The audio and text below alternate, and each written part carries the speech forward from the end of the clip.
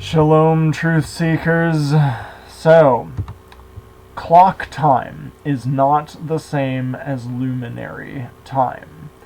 And I want you to think about this for a moment.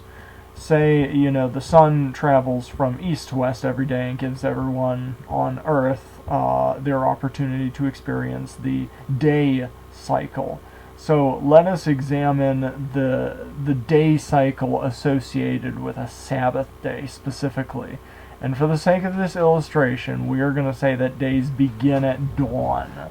Okay, so everyone on Earth is sitting, they're exhausted, and they're ready for their Sabbath day to begin. And we're going to start the luminaries here. Okay, we're picking a spot somewhere off the coast of Japan. All right, and we're going to say ready, set, go, and then the sun's going to start giving. It's going to start creating these day cycles for everyone on Earth. Clock time is not the same as luminary time. The sun's purpose is to give starting here is to give everyone on Earth their opportunity to experience that 24-hour day cycle with their creator, the Sabbath day cycle. And like I said, you could do it from even to even, but for the sake of this example, I'm just saying morning to morning. So, but everyone on Earth needs to have their morning to morning cycle with the creator. So the sun starts here, and people in Japan are getting their sunrise, and they're getting their day and their Sabbath day, and somewhere when the sun's way over here, it's starting to get nighttime for these people, and the sun continues, and it's still Sabbath for these people. The sun has not finished its Sabbath day cycle for people on Earth until the last person on Earth has had their 24-hour cycle starting from morning to morning. So guess what? These people, it started, and the sun's going and it's going. But guess what? These people here, their Sabbath day cycle has not begun yet. The sun has not fulfilled its purpose for these people yet. So the sun progresses, it progresses, it progresses, it progresses, and somehow it comes around and it comes back this way. And now finally, almost after 24 hours, the sun is approaching these people here. And they're starting to see the sunrise, and their day began right here. And now their opportunity for a full day of 24-hour from morning to morning began here. The sun's not done yet. The sun is not done rendering time for these people yet. These people, their 24-hour Sabbath day is just beginning, and so now the sun has pretty much come to the tail of this, but in order for it to complete this one cycle, and we're just looking at this one cycle because I'm trying to show you the overlap of time here, and this is why luminary time is different than clock time.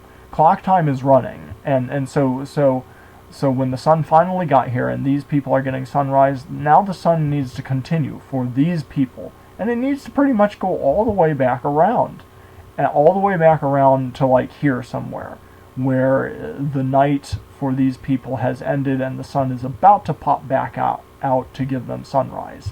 So the sun started here and it went all the way around till it got pretty much back to right before where it started, so these people could start their day. But then when it got here, it had to continue all the way around to give these people their chance at a full morning to morning cycle. So what I'm trying to show you there is that there is an overlap of time, and it's roughly one day. So Enoch talking about 364 versus 365. There's a lot of, I'm just trying to give you food for thought. There, you can go much deeper, and I will, but I just felt an urgency to try and do something to remind people of this, or to get people thinking about this. Maybe I don't have it fully figured out yet, but there are a couple videos on my YouTube channel. I think one of them is like how many hours is in a Sabbath day. Check that one out. And then there are other videos, type 364, Faith Child, Enoch, and I have a couple other videos where I've been discussing what I'm going to try and share with you briefly. But the point is you saw the sun had to go around pretty much twice. Is what for one day. We're looking at the Sabbath day, and the sun began here, morning to morning, for everyone on earth. Luminary time rendered by the sun from morning to morning for everyone on earth. It took 48 hours for the sun to give everyone on earth an opportunity to have the morning to morning time. Yes, the clock was running, and when the sun was over here, giving these guys sunlight, these guys were in darkness, and the clock was running. But that's not the same as luminary time. They didn't get their morning to morning yet. They're waiting, and the sun has finally come around, and right now, their morning has started. But now they get morning, afternoon, evening, nighttime, middle of night, almost the wee hours of the morning, and that's the end of it right there. So we pretty much, and when you go to the most extreme, someone living like right on this side of the line and right on that side of the line, that's pretty much 48 hours. So, I mean, and then there's extra things in Enoch where he talks about the luminaries rendering extra service on the seasonal days, but I mean, I'm trying to show you you're getting close, and I think there's a chance what Enoch is talking about is legit, because he's talking about luminary time. Excuse me. He's not talking about clock time. And you have to understand that's the way that the sun is given programming. It's given a mission to give everyone on earth this opportunity to experience different cycles of sunlight. And there's an overlap. And yes, the clock is running, but they haven't gotten their luminary time yet, these people here.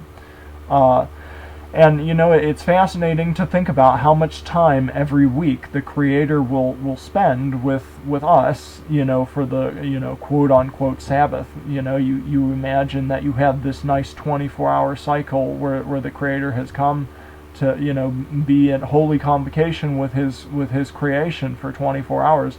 But you have to realize every week, he is doing that for 48 hours, approximately, every week. I mean, he's always there, of course, but the special Sabbath day time, like if it begins, whether it begins in the evening to evening, or morning to morning, the clock begins here, and the sun begins the day for these people, and the Creator begins his Sabbath with these people. And he's Sabbathing with them for 24 hours, and then finally gets around to these people who are waiting for Sabbath to begin. And the Creator is there for them when Sabbath begins, but they get their 24-hour Sabbath day cycle now, and the Creator is there for them too, and you see the overlap. So, and there's roughly one day, and I think there's more to explain the remaining 0.24 days. Like I said, Enoch talks about the luminaries rendering extra service on the seasonal days, so I think that can be explained. I'm trying to give you hope that Enoch isn't just something we can't understand. This 364 thing, I think it is explainable, and I'm tired. I might be leaving things out, so I just wanted to show you a conversation I had with someone lately. If you want to pause the video and read this discussion, I go into a lot more detail about the 364 versus 365.24 that modern science says. So pause the video for a second and read that if you want. So I'll mention one more thing that I talk about in that letter, to try and, again, give you this understanding that time might not be what we think it is. Like, there's a difference between luminary time and clock time. And here's another example of that. Look at this crazy line that man has decided to make in the middle of the ocean. The international dateline. This is where man said that time begins. So, obviously, it's crazy and it's man-made. But, the thing with the luminaries is the solar cycle and the way that the Creator's designed it, and this might be like I'm saying, all of this might be in complete harmony with Enoch. It is very possible that nothing has changed and we've just been misunderstanding it. And it's miraculous and beautiful the way the Creator created it. But if it's true, and let us theorize that it's true, and modern science is correct when it says that the solar cycle and Genesis 1:14 said that these luminaries were for signs, seasons, for days, and for years. We would be lost if these timepieces were not telling us time accurately. Whatever they're doing, whether it is 364 or whether it's 365.25, they are declaring time for us. I didn't see a verse anywhere in the Bible where it said these things are going to go haywire and you're not going to be able to, you're not going to know time. Genesis 1:14 said these are for time. So anyway, if it is 365.24 days, and that might not be in conflict with what Enoch says about 364, but let's say it is. The way this works is and I plotted this out in Stellarium. I have other videos on this titled "Where Does Time Begin?" And because man says time begins at this crazy thing he called the International Dateline, and every time the sun crosses over this line, they start the clock, they start the Gregorian dates, and that's what I'm getting to, the overlap of Gregorian dates. Briefly, I'll say, you might have been frustrated if you ever tried to, you heard people saying, oh, it's true, there are 364 days, and you tried to map it out in an Excel spreadsheet, and everything you possibly did to try and add or whatever, you just couldn't do it. They're always, when you looked at the dates, you couldn't get the 364, and it was like, nope, there are 365. and I plotted them out. I counted them. I actually wrote them out or in Excel or by hand, and there are 365 days, blah blah blah. If you did it in Excel, and I've seen many people do it in Excel, you've got to realize that you were only looking at time where you are located, and you weren't considering what is happening around the Earth, and you weren't considering this funky thing, and you weren't considering the time zones. Because, briefly, I will say there are always 2 Gregorian dates running at the same time because of this international date line. People, when the sun crosses over, it's not only crossing over and it's starting a new Gregorian date for these people, but the time zones are different. Like these guys are way behind Japan. Like they are 24 hours behind, and so there are always 2 Gregorian dates. I think so. Check me on that. Think about it. Look at this map and think about it. But there are always 2 Gregorian dates. Yeah, when the sun crosses over here, these guys get the new day. But guess what? These guys are 24 hours behind, and they're still running through the previous dates. Okay? And this just happened here. I'm making this video at like midnight, I guess. It gets really complicated with the time zones and things. But you've just gotta write this down and think of, look at a map that you're happy with, and think about it. Like there are always 2 Gregorian dates running at the same time. These people and these people are on 2 different dates, and you've got this overlap of time about 1 day is what it is. And so again, that gets us really close to Enoch's 364. There's the extra 0.24, and I do think that can be explained. Enoch. There's another thing to realize too. Enoch had 364 stations. Show you a quick picture. He talks about the portals of heaven, and what I've done is I've just mapped out Orion's belt, which I think is along the center line of heaven. There are these portals of heaven, according to Enoch. 3 of them above the center line, the celestial equator, and 3 below. And the sun is bouncing north and south. It obviously, see the compass here, it travels east to west, and Orion was going east to west, and I just kind of snapped pictures of it to make this line, and then I'm taking pictures of the sun with a solar filter at different times of the year to compare where it is with proximity to the celestial equator. And Enoch said, I think there's some translational stuff that needs to be looked into with Enoch to verify accuracy and consistency, because he's talking about 364 days, but I don't think people realize he's also talking about 364 stations, and I'd like to make sure he wasn't talking about stations altogether. But the stations are the positions that the sun assumes over the course of the year. Like, obviously it's traveling east to west every day, but in addition, it's slightly hopping north. And in the summertime, the sun is high in the sky, it's running east to west, but it's way up high, it's way up north here in North America. And it's right overhead, and that's when we have summer. And then in the winter, it's way down here, and the sun's far away and it's cold. But between here and here, it's moving a little bit each day, as it travels east to west. And those positions, those tracks, those are stations. The 364 stations or positions. Between here and here, I suppose there are half, whatever that is, because the sun will start here, it'll go here, and then it'll cross all the way back over, and by the time it gets back to here, that's 364 stations, increments that it moved. Okay, and so there's just a lot to consider, and I want to try and give you hope for those who realize that Enoch is mentioned in the book of Jude, and you realize there's this whole section in Enoch that's talking about the luminaries, and it's like, what has changed? Like, are we misunderstanding it, or has there been a big change, or is Enoch just in error? And I do believe there's a chance Enoch everything might be in harmony. The timepieces are functioning just as they always have, and we're just missing it. But anyway, so yeah, check that out. Like what I've told you about, everyone needing their luminary time versus clock time, and the amount of time the Creator will fellowship with each, person on Earth. There's an overlap. It's 48 hours. It's not what you would think, 24, and that's luminary time. And if you live on this side of the line and this side of the line, there are always going to be two different Gregorian dates running at the same time because of the time zones, and you just have, I'll make another video about that sometime. But the last thing I wanted to mention was the shifting, the Creator's true international dateline, and it moves.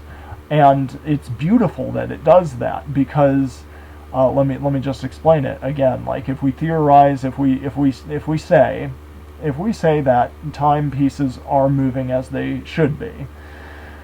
This is data that I plotted out. I was looking at the winter solstice in Stellarium, and I was just recording where the sun was when it hit its most extreme position. So let's see that picture. As the sun is cruising east to west every day, at some point, as it's cruising east to west, every day it's slightly moving north and south. At some point, it's gonna hit that extreme north position and then bounce back. And the same thing with down here. So what I did in Stellarium was I found the location on Earth when the sun hit that extreme position. In Stellarium's program, it touched it and came right back. In reality, when Enoch says the luminaries render extra service on the seasonal days, I'm not sure. That might mean when the sun hits the extreme, it actually rides on the extreme for a certain amount of time. And I have other videos talking about the duration of a sign day. There's a lot to consider here, but I think it might all work out. I really do, and I encourage you to continue to look into it. But what was I going to say? Oh, it's getting late. My brain's fried. What was I looking at before? Oh, right. Yeah, this data. So the position. So what I did in Stellarium was I found, in Stellarium's programming, I found the spot where the sun hit that extreme position and started to return.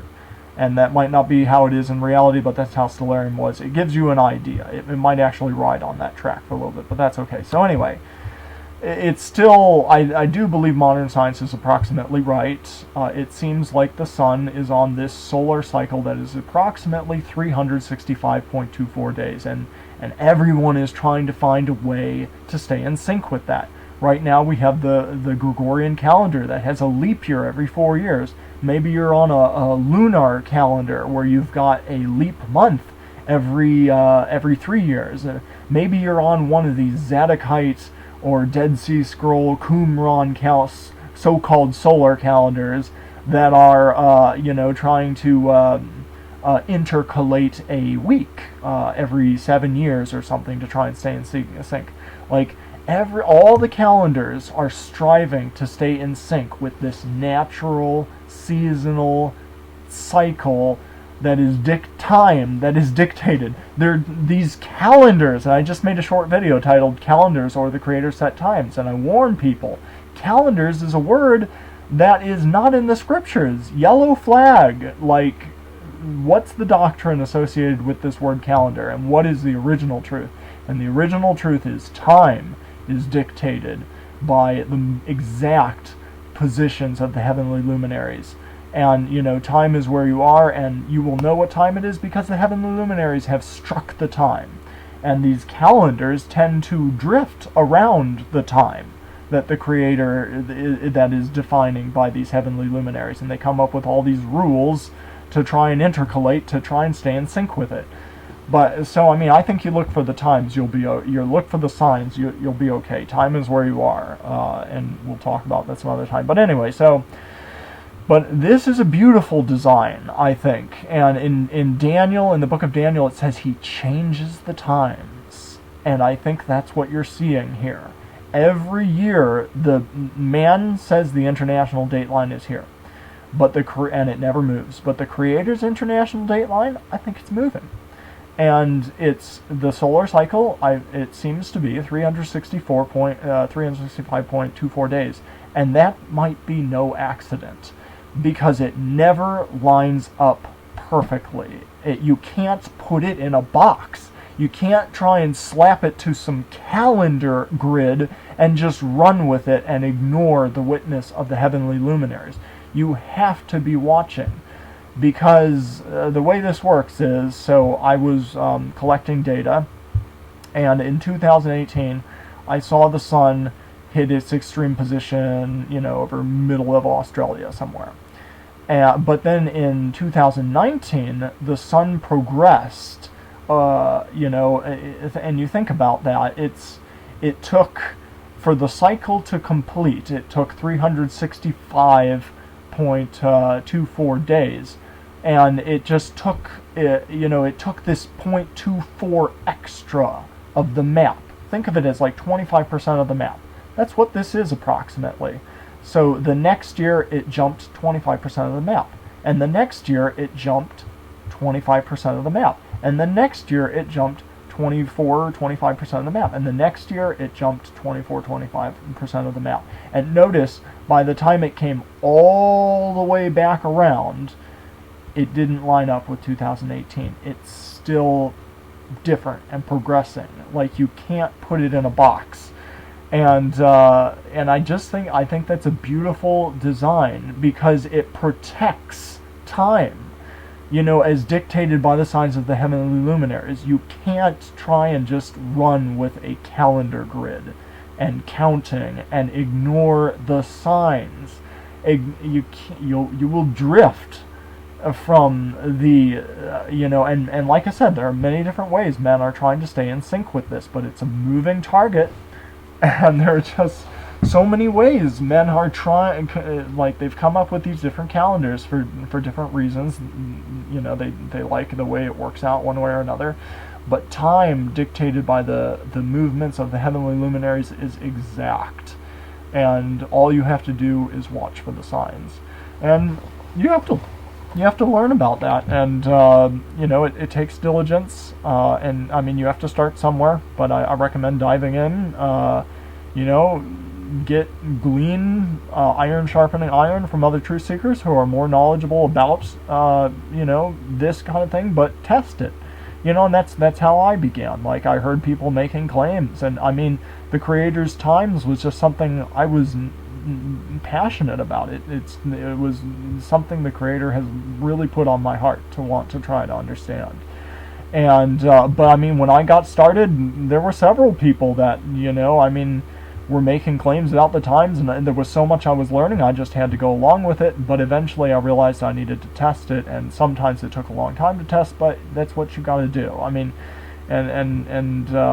It's the Spirit that will convict you and keep prodding you to look into these things and to test these things, and to eventually and also, the body the body has different functions too. I mean, and maybe there are.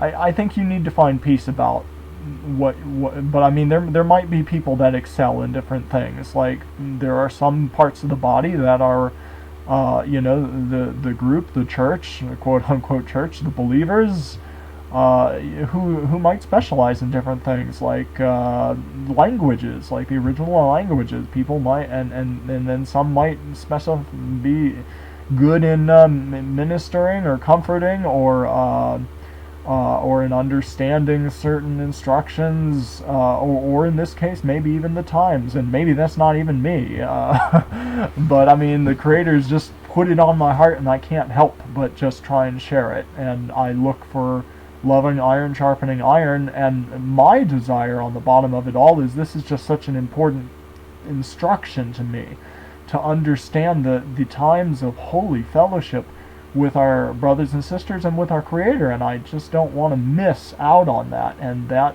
is like one of the most important.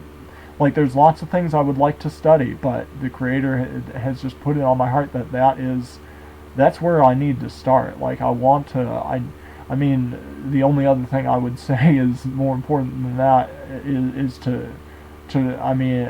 lots of things I'd like to study, but I think the Trinity is another important one too. Like, what's the point of showing up for a date if you don't even understand who you're showing up to, to worship, or to, what is your relationship with these different entities? Is there more than one? Is there one? Like, who is this person that you have this entity that you have such intimate relationship with?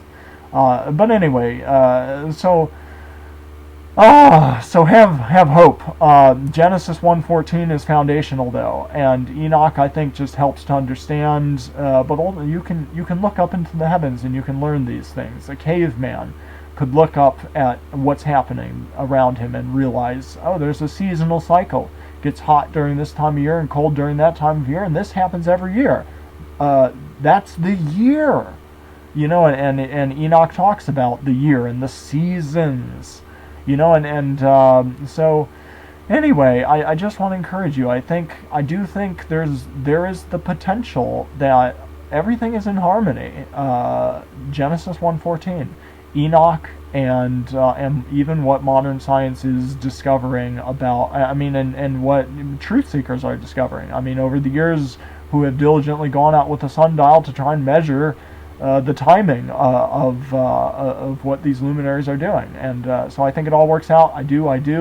We're testing all things. I just want, this video is getting longer than I wanted it to be, but this is an important topic, and I think it can be answered. This 364 thing with Enoch, I think there's definitely a lot of potential. There's a clear overlap, and luminary time is not the same as clock time, and I think so. I mean, I think Enoch just helps you to understand what the movements are doing. But Genesis 1:14, let them be for signs, for days, for seasons, and for years, moed, and for years. So if you've got a calendar that is going to be trying to leapfrog around the beginning of the seasonal year this year, you're going to try and start it a few days ahead or behind of the seasonal transition, so you end up with like 3.5 seasons in one of your previous years, or maybe 5.1 seasons in the next year, depending on how you decided to cut it or intercalate it or adjust it. It's not there in Genesis 1:14, brothers and sisters. And I just wanted to share all that this evening.